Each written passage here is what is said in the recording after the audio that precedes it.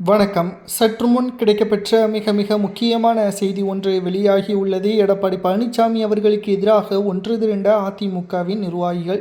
சுமார் 55 மாவட்ட செயலாளர்கள் தற்பொழுது எடப்பாடி பழனிசாமி அவர்கள் ராஜினாமா செய்ய வேண்டும், அது மட்டுமல்ல அதிமுகவில் தென் மாவட்ட நிர்வாகிகள் கடுமையான கோபத்திலும் இருக்கிறார்கள்.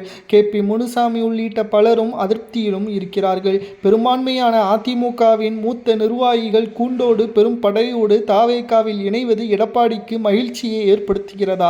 ஏன் எடப்பாடி இவ்வளவு மோசமான சூழலை கையாண்டு கொண்டிருக்கிறார்? அவருக்குத்தான் அதிமுகவின் வெற்றி வாய்ப்பை பெற முடியாத ஒரு சூழல் உருவாகிவிட்டது.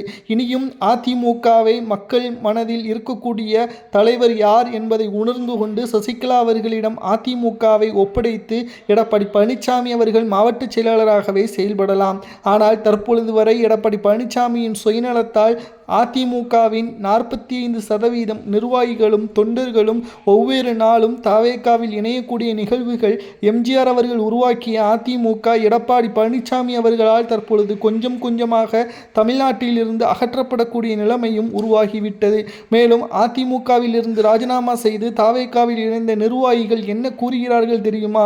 அதிமுகவை போலதான் நாங்கள் தாவேகாவை பார்க்கிறோம். எடப்பாடி பழனிசாமி அவர்கள் இருக்கும் வரைக்கும் அதிமுக வெல்லாது. அதிமுகவின் மீது கட்சியிலிருந்து விலகியவர்கள் கோபமடையவில்லை. எடப்பாடி பழனிசாமியின் மீது மட்டும்தான் கோபமடைகிறார்கள்.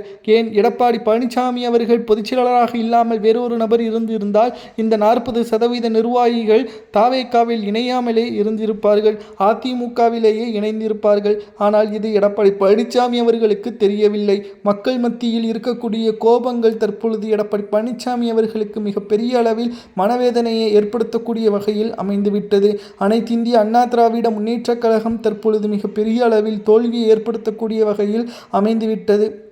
எடப்பாடி பழனிசாமி அவர்களது செயல்பாடுகள் மக்கள் மத்தியில் இருக்கக்கூடிய மிகவும் மோசமான ஒரு சூழலை கையாளக்கூடிய வகையில் அமைந்துவிட்டதாக பல்வேறு குற்றச்சாட்டுகளும் தற்பொழுது எடப்பாடியின் மீது முன்வைக்கப்பட்டு சுமார் 55 மாவட்ட செயலாளர்கள் எடப்பாடிக்கு எதிராக தகவல்களையும் அவைத்தலைவர் தமிழ்மகன் உசேன் அவர்களிடம் புகார்களையும் தெரிவித்து வருகிறார்கள். எடப்பாடி பழனிசாமி அவர்கள் உடனடியாக ராஜினாமா செய்ய வேண்டும். அதிமுகவிற்கு எடப்பாடி சிறந்த தலைவர் கிடையாது.